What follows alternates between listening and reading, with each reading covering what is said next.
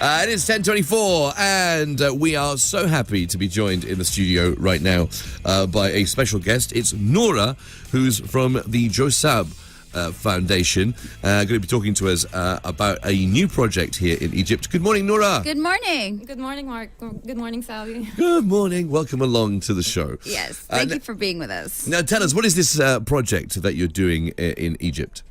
It's called the Hospice Egypt project. The NGO is Josab Foundation, and it has the Hospice Egypt project. Hospice Egypt provides services to terminally ill patients and their family members. They're integrated services, nursing services, medical services, social, psychological, financial, even bereavement and grief for the family members. So this is palliative care. It's called an end-of-life care, basically. Yes. When people are coming towards the end of their life. Explain hospices in Egypt. Are there lots of hospices that people use? There is no other hospice in Egypt. We are the only NGO that provides hospice in Egypt.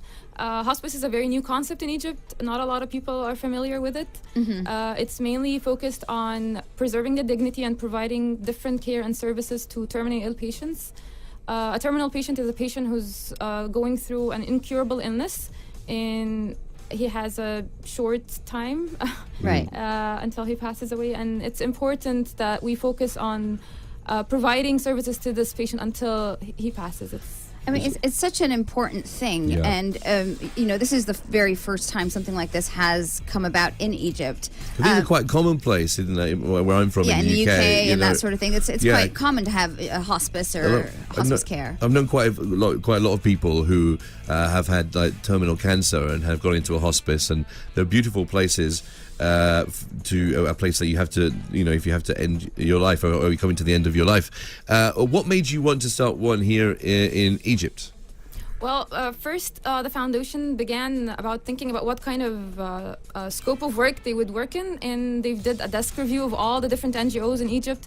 And there's a lot of other NGOs doing all different things, but there was no other NGO providing services to terminally ill patients in Egypt. Mm-hmm. So we began in 2011 with field visits to patients at their premises, and we've been doing it ever since. There's a stationary hospice that will be operating very soon. So these are the two different services, and I think we began them because nobody else was doing them. Right. And okay, so for someone listening, I'm sure there are a lot of people who are in a similar, who have friends or family members who perhaps are in a similar situation and who might be interested in getting in touch with Hospice Egypt. How is it easy to get in touch? Are there certain costs involved? What is the procedure? Well, firstly, we don't take any money from the patients or the family members, so our services are completely free of charge. Mm-hmm. No matter what the family member's socioeconomic class is. Right. That's really good. And that's a weight off big time for a lot of families off the shoulders. They're probably already going through such a hard time, and they're financially depleted, so I think these services should be provided in a dignified way and at no cost. Mm-hmm. We only take patients that are 18 plus, so we only take adult terminally ill patients, not pediatrics. You had a question? Lost track. This is just a wonderful thing, and the fact that you're not charging people for it. It is great. What we'll do is we'll take a quick break, and we'll come back, Noura, and we'll chat some more about this wonderful new hospice. On the morning show at NileFM, and we're here this morning with Noura from the Josab Foundation, talking to us about Hospice Egypt, which is for terminally ill patients. It's a free service that they're offering with end-of-life care. And Noura, hello. Hello, Noura. Hi. Tell us, how many people are suffering with terminal illnesses? Well, worldwide, in 2014, there's a paper written, the Atlas of Palliative Care Towards End of Life, and it said that 20 million people worldwide are in need of hospice. Okay. Right. But more specifically, 78% of them are living in developing countries, such as Egypt. So I think there's a huge, immense need for these services in Egypt, but there's no other providers. Right, okay. But this is where you sort of, this project really helps then to step up and try to meet that need in the market. And something like this requires an enormous team, I imagine, of doctors and professionals, because it's not just the medical side, it's sort of the emotional care that's necessary. So how big is the team, and what does the team consist of, that sort of thing? Okay, so 80% of our work is mobile hospice. As I said before, there's mobile hospice services and stationary. The cornerstone is the mobile hospice services. The team comprises of different professions: doctors, psychologists, social workers, nurses. There's a lot of different professions of teams providing these services at home for the terminally ill patient and their family members. Some of them are full-time staff. Some of them are part-timers. There's a huge number of volunteers. So I think the service has a lot of different dimensions because it's a holistic, integrated service for the patient. Where does the money come from then? If you're offering this for a free service, where do you get the cash from? This sounds hugely expensive. A huge undertaking. Yeah. Yes, true. We try to fundraise in different ways. Mainly our funders are individuals and corporates. We try to put posts on social media or talk to people and spread awareness in different events. As much as we can, so that people would support. So mainly donations. Yes, mainly donations. Yes. Okay. All right. That is a lot of, and the fact that you are now opening a stationary place for an actual hospice. An actual hospice. So that would mean patients who are terminally ill, they will come and they will end their life, or they will see out their days at your hospice around people caring for them and stuff, rather than in their home. Yes, true. The stationary hospice is already established and it's furnished. However, it's not operational yet. It will be operational very soon. Right. Patients that will go there are patients who either don't have any caregivers or their family members a little burdened of the continuous care, so they'll stay at the stationary hospice. But mainly, I think most people would rather pass away or die at home, surrounded with people they love, in a familiar place. So I still think that mobile hospice services are going to be the main services we provide, but as well as stationary for those who need 24-hour care. Okay. And don't have caregivers to provide them. So where do you operate then? You don't operate in the entire of Egypt, do you? You operate in certain regions. We wish to operate in the entire of Egypt, but currently we work in Greater Cairo, so it's Giza, Qahira, and Ayubiyah. Okay.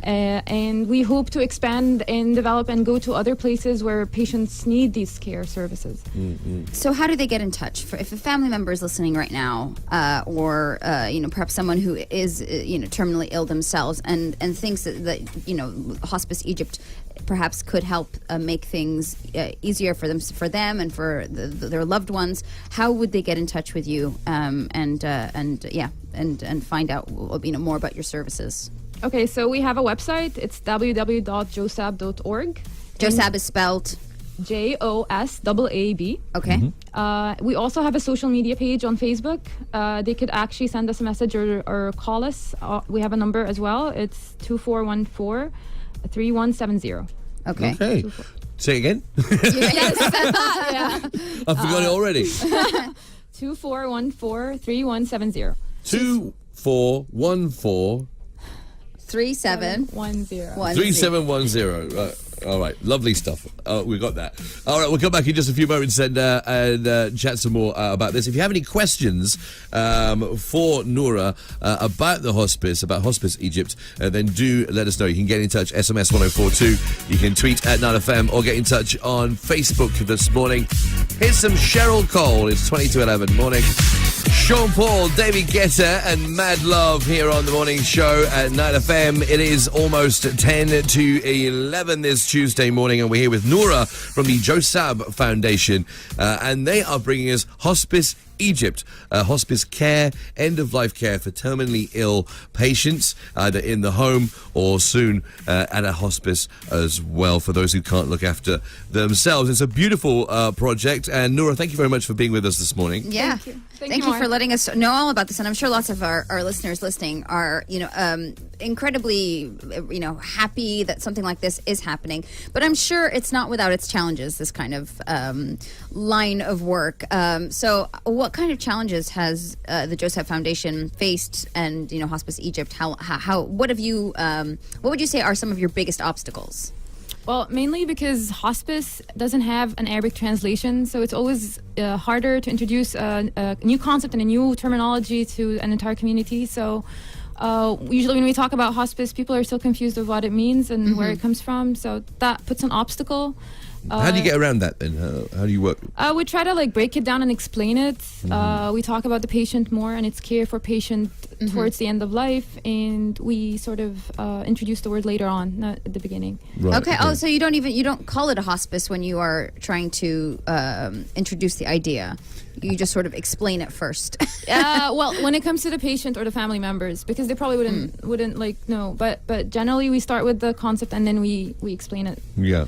I think the team is comprised of 50 plus people, but there's a lot of volunteers, and anyone can volunteer really. They could visit the patients or cook and send hot meal for patients. Really? Wow. Yes, or draw pictures for the patient and we could gift it to them. There's a lot of different stuff you could do. Well, we just had a question actually from someone asking how they can volunteer or indeed donate. Okay, so there is a registration form online on our website. So you could open our website, www.josab.org, JOSAAB, and there is a volunteer tab where you can find a registration form. Once you fill out the form, it's a very short form. Okay. One of the team members will call you, and then you'd meet him and figure out how you want to volunteer. Wow. So so there's different ways to volunteer. You can be very hands-on. You can just give money or do everything. Yes, basically, yes. You can do all of those things. There is so many different ways you can volunteer. You don't just have to. You could visit the patient and socially support them. If you're rather don't want to get involved with the patient and just want to help in a different way, you could send food or help with any artsy thing. Draw a picture of a patient or gift him something or do different things like that. And does this all vary from, because obviously not all patients, not all families will be super willing to let, anyone in. It's a very sensitive time, obviously. So obviously this is cleared with the patients first. You're not just bombarding them. We're not just Turning you in the house. Hey! hey, I'm here to draw for you, Well, at the beginning, most of our patients sometimes are referred through hospitals. So a lot of the time there's a referral form from the hospital, and a social worker or a nurse from the hospital calls us and tells us that there's this patient, and they've already given them small info about who we are and what we're going to do. Okay. And we call them up, and that's an introduction to visiting the patient at home. But then when a volunteer is introduced, we kind of match them with the patient. So first we go alone and we figure out the type of personality, what kind of needs they have, and the family members, and then we decide which volunteer is more suitable to visit. Okay. Okay. Well, tell us about the Josab Foundation then, because it's a bit of a strange name. It's JOSAAB, and that's you can find that on Facebook as well for their Facebook page, which has got loads of interesting stuff on there. Yeah. Where does it come from? What is JOSAB? Well, J-O is joy of, and S-A-A-B is an abbreviation for the name of a person who passed away, and the family members wanted to dedicate this work for him. Okay. Oh wow, that's amazing. All right, well, this is such a great project, and I'm so happy that this is happening here in Egypt. The Josab Foundation bringing us Hospice Egypt for end-of-life care for terminally ill patients. It's free of charge, and they do it through donations. This is an NGO, of course, and they do it through donations and people volunteering as well. And it's for anyone, regardless of race, social class, anything at all. Okay, gender as well, anything at all. Yes. You can find the Facebook page, as I said, Josab Foundation, on Facebook, and the website as well. The website address one more time? www.josab.org. Okay. JOSAAB. Lovely stuff. And that phone number you gave us a little while ago. We're testing you with this phone number. 2414-3170. Perfect. Well, best of luck with it. I hope you'll come back on and tell us about much more success and stuff very soon. Yeah, hopefully we see Hospice Egypt grow and grow, and hopefully more hospices, come into existence, because it really is something that needs to be, a need that needs to be met in Egypt and certainly around the world. Noura, thank you very much for being here. Thank you for having me. Thank you. Have a lovely day. Take care. Thank you.